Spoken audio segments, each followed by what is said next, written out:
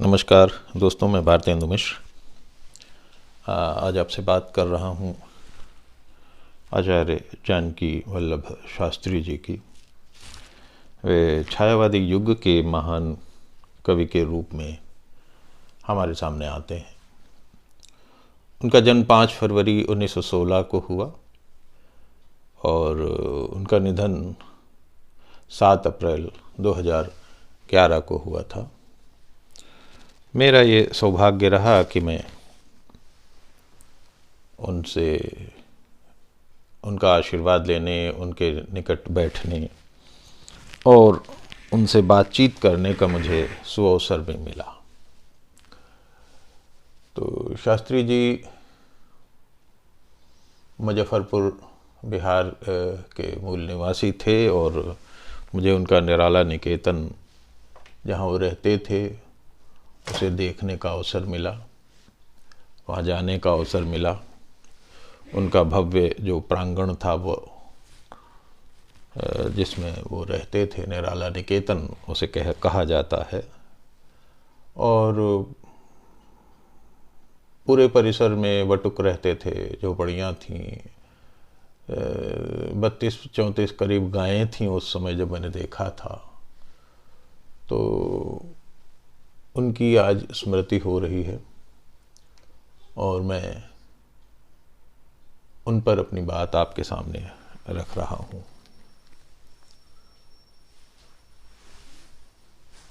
मैं आरंभ करता हूँ। उनकी एक कविता आप देखें कि जो लगता है कि जिसकी भाषा और जिसका नाद सौंदर्य लगभग निराला जैसा लगेगा आपको। शीर्षक है सहस्र नामों में खिला, रूप निर्झर झर रहा है, मृणमयी मधुरस पगी है, विहस गगन शिखर रहा है, रूप निर्झर झर रहा है। उठ रही हैं लोल लहरें लाल सी, दमकती उद्दाम किरणों में बसी, उर हुआ सुर सिंधु सा है, बिंदु बिंदु निखर रहा है, रूप निर्झर झर रहा है। नामहीन सहस्र नामों में खिला, अलख अनमिल विकल तिल तिल में मिला, उच्छ्वसित होती उदासी अश्रुहास बिखर रहा है, रूप निर्झर झर रहा है। तो ये आचार्य जानकी वल्लभ शास्त्री की भाषा है और आप संस्कृत में सबसे पहले उन्होंने कविताई शुरू की, लेकिन बाद में वो निराला जी के कहने से हिंदी में आ गए। तो कुछ उनकी कविताई और उनकी गीत सर्जना पर मैं आपसे बात कर रहा हूँ।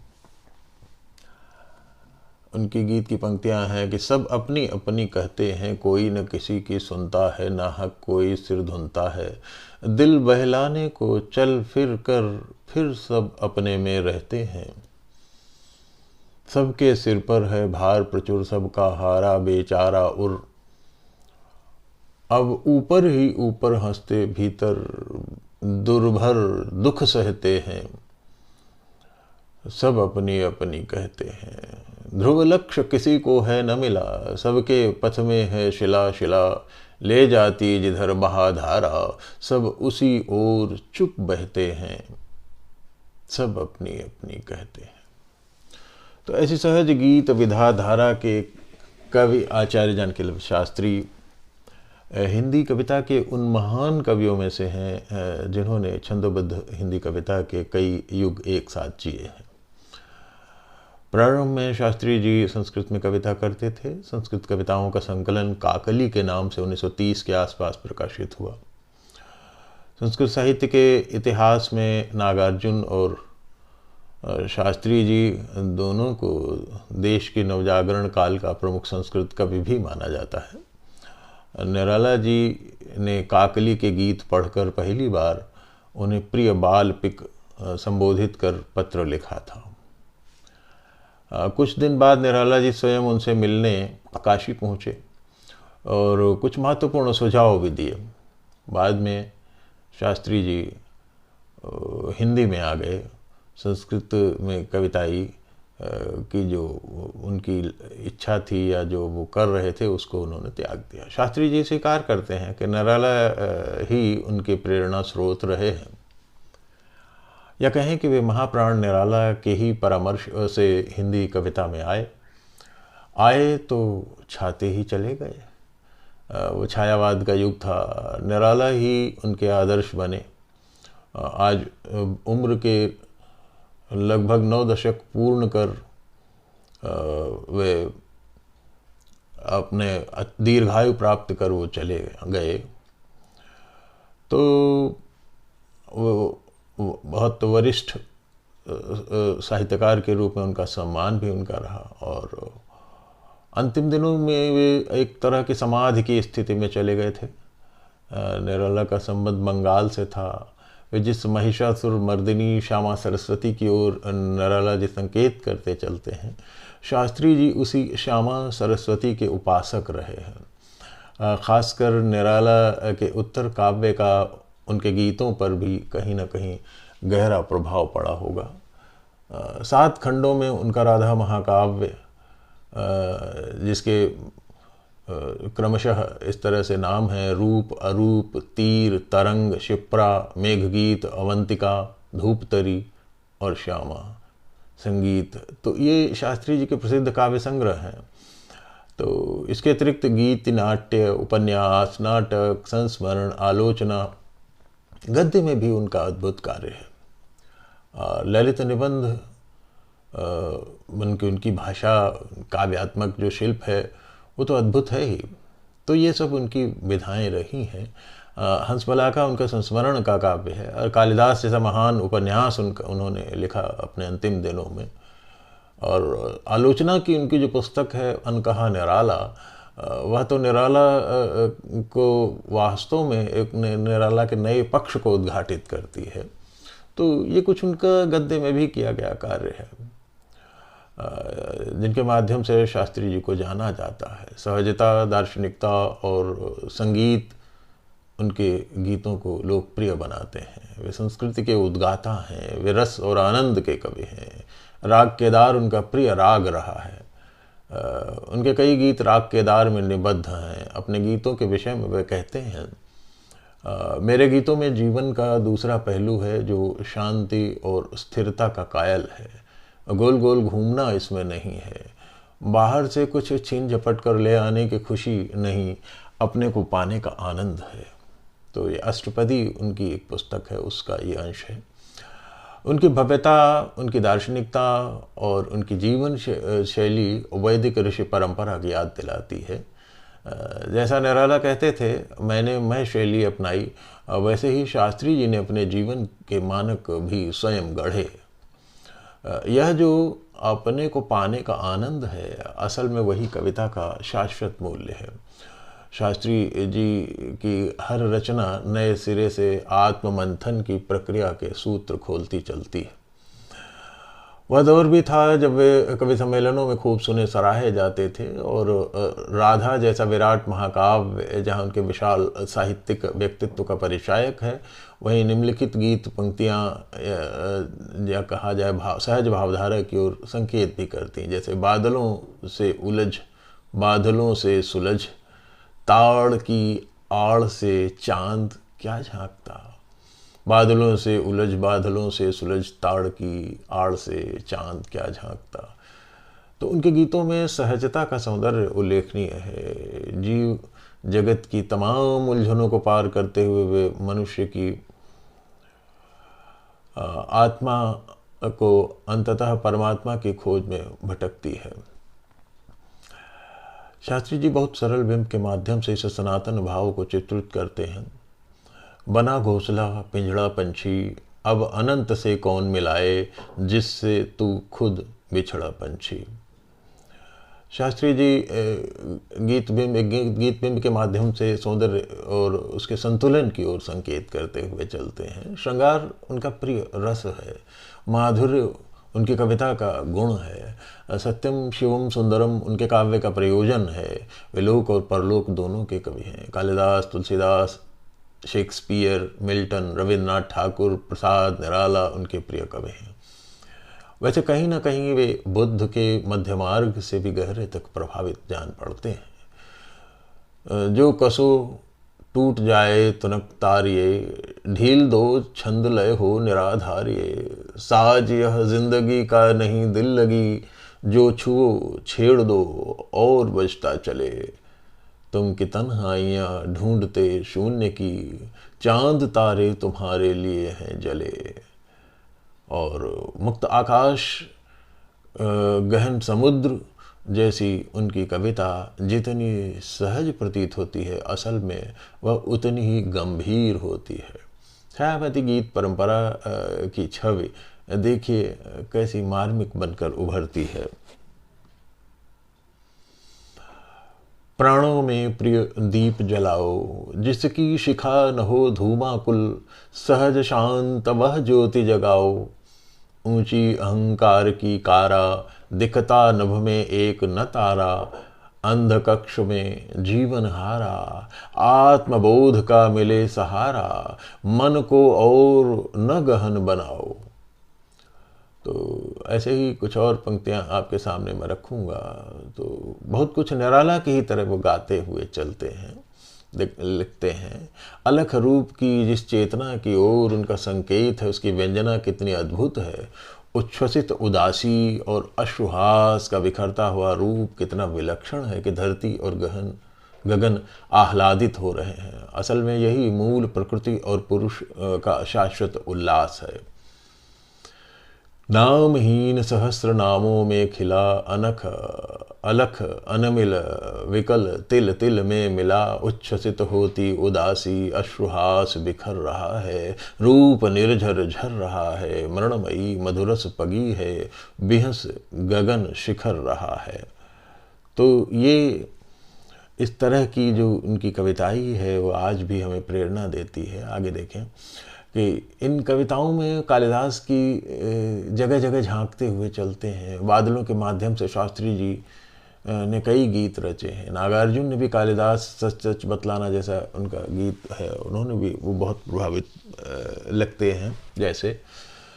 तो शास्त्री जी की पंक्तियाँ देखें कि काली रात नखत की पातें आपस में करती हैं बातें, नई रोशनी कब फूटेगी, बदल बदल दल छाए बादल, क्या खाकर बौराए बादल, क्या खाकर बौराए बादल, झुग्गी झोपड़ियाँ उजाड़ दी, कंचन महल नहाए बादल। और ये वर्षांत का चित्र देखिए बहुत विलक्षण है। प्रकृति के माध्यम से यहाँ अद्भुत रागात्मक सौंदर्य अपनी छटा बिखेर रहा है। ये पूरा का पूरा गीत मेरे प्रिय गीतों में से एक है। और यहाँ मुझे लगता है कि शास्त्री जी कहीं निराला से दो दो हाथ करते हुए नजर आते हैं। कहना कठिन है कि वे सहज सौंदर्य के कवि हैं, लोकोन्मुख खेत वन उपवन जनजीवन के कवि हैं, या कि वैदिक ऋषि परंपरा के आर्ष कवि हैं। आप देखें कि अंबर तर आया, परिमल मन मधुबन का तल का, परिमल मन मधुबन का तन भर उतर आया, अंबर तर आया। थर थरा रहे बादल, झरझरा रहे हिमजल, अंग धुले रंग घुले, शरद तरल छाया, पवन हर सिंगार हार, निरख कमल वन विहार, हंसों का सर धीमी सरवर लहराया, खेत ईख के विहसे कांस नील कंठ बसे, मेझे पर खंजन का जोड़ा मंडराया, चांदनी किसी की पी, आँखों ने झपकी ली, असिहरन सम्मोहन क्या, शून्य कस मसाया, सुंदरता शुभ चेतन, फहरा उज्ज्वल केतन, अर्पित अस्तित्व आज कुहराई काया, अंबर तर आया, अंबर तर आया। तो आचार्य जानकी वल्लभ शास्त्री, जैसा मैंने कहा कि सत्यम शिवम सुंदरम की अजस्त्र भावधारा के कवि हैं। उनके ये गीत राग रागनियों में विविध निबद्ध किए जा सकते हैं और वे किसी खास विचारधारा के कवि नहीं हैं। अलबत्ता समालोचना की सभी धाराएं जहाँ संगमित होकर प्रयाग की रचना करती हैं, वहाँ से आचार्य जानकी वल्लभ शास्त्री को चिन्हने का जतन करना होगा। बहुपठित साधना सिद्ध कवि हैं, मूलतः संस्कृत भाषा और साहित्य के आचार्य रहे हैं। अंग्रेज़ी, बांग्ला, हिंदी आदि अनेक भाषाओं के विद्वान और अनेक भाषाओं के रचनाकार के रूप में उनकी ख्याति रही है। राका और बेला जैसी पत्रिकाओं के संपादक के रूप में उनकी छवि सभी हिंदी जगत के विद्वानों में चर्चित रही है। हंसबला का, निराला के पत्र, अनकहा निराला जैसी उनकी पुस्तकें हिंदी साहित्य की संस्मरणात्मक आलोचना की दिशा को प्रखर करती हैं और बड़ी महत्वपूर्ण ललित गद्य शैली में लिखी गई हैं। डॉक्टर रामविलास शर्मा जी ने निराला पर काम करते हुए उन्हें अनेक स्थलों पर उन्होंने शास्त्री जी का उल्लेख किया है। साहित्यिक गुटबंदियों से दूर मुजफ्फरपुर जैसे शहर में उन्होंने अपना पूरा जीवन व्यतीत किया। अपना खून पसीना लगाकर बेला जैसी साहित्यिक पत्रिका का संपादन करते रहे। तथाकथित महान आलोचकों की दृष्टि में वे सदा अलक्षित ही रहे। गीतकारों और तमाम छंदबद्ध कवियों ने मिलकर यदि कोई ऐसी कोई छंदोबद्ध परंपरा की रेखा को चिन्हित किया तो निश्चित रूप से आचार्य जानकी वल्लभ शास्त्री जी के इस महान योगदान को, भारतीय कविता की दिशा में उनका जो महान योगदान है वो कभी न कभी स्वर्णाक्षरों में लिखा जाएगा और लिखा जा रहा है। अब उनके न रहने से उनके स्मृति में मैंने ये लेख किसी समय लिखा था। मुझे लगता है कि आचार्य जानकी वल्लभ शास्त्री जी हमारे समय के काल चेता जिसको कहें कवि हैं और हमें बहुविध हमें प्रेरणा देते हैं। और व्यक्तिगत रूप से मेरा संपर्क रहा, मैं पत्राचार होता रहा। बेला में अनेक मेरी रचनाएं उन्होंने प्रकाशित भी की। मुजफ्फरपुर जाने का अवसर मिला, माता जी के दर्शन करने का अवसर मिला। विशेष रूप से यहाँ जब एम्स में वो भर्ती हुए थे, जब उनकी एक गाय ने उन्हें टक्कर मार दिया तो उनके कूल्हे की हड्डी टूट गई थी। तो उसके बाद फिर वो चिकित्सा लाभ, स्वास्थ्य लाभ के लिए यहाँ आए और पाल भसीन जी ने, आदरणीय अग्रज हमारे हैं पाल भसीन जी, उन्होंने जतनपूर्वक उनकी कई महीने सेवा की। उन्हीं दिनों राजेंद्र गौतम जी, देवेंद्र शर्मा इंद्र, मैं, योगेंद्र दत्त शर्मा, इन सब हम सब लोग उनके पास जाते थे, मिलते थे, बैठते थे।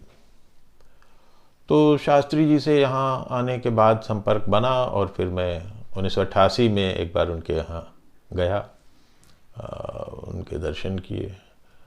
और ये कुछ चित्र वीडियो में जो नज़र आ रहे हैं ये उनके बेला कार्यालय के हैं। उनका जो बेला कार्यालय है वो देखें, मैं जूम कर रहा हूँ, ये वहीं का मैंने खींचा हुआ मेरा चित्र है मेरे हाथ का। ये उनकी पुस्तक अनकहा निराला है और ये भसीन जी की पुस्तक है, गद्यकार आचार्य जानकी वल्लभ शास्त्री। तो कुछ जो चीज़ें मिल सकी मुझे वो मैंने आपके सामने यहाँ रखी हैं। यहाँ ये एक और ये चित्र है, मैं आपके सामने वो भी थोड़ा हाईलाइट करता हूँ। ये उनका हनुमान जी का मंदिर है जो उनके निराला निकेतन परिसर में ही है। और ये माता जी हैं, उनकी पत्नी, जो यहाँ भी मैंने उनका आशीर्वाद मिला। और वहाँ में जाने पर तो ये चित्र तभी का है, 1988 का। तो ये आचार्य जानकी वल्लभ शास्त्री के बारे में कुछ बातें आपसे मैंने साझा की।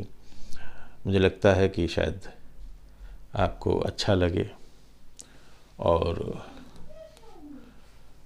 ऐसे यशक्काय आचार्य जानकी वल्लभ शास्त्री जी को, उनकी स्मृति को मैं नमन करते हुए उन्हें आज उनकी जयंती पर बारंबार उन्हें प्रणाम करता हूँ। आप सबका धन्यवाद। अगर अच्छा लगे तो ज़रूर मुझे सूचित करें, अपनी प्रतिक्रिया से भी अवगत कराएं। बहुत बहुत धन्यवाद।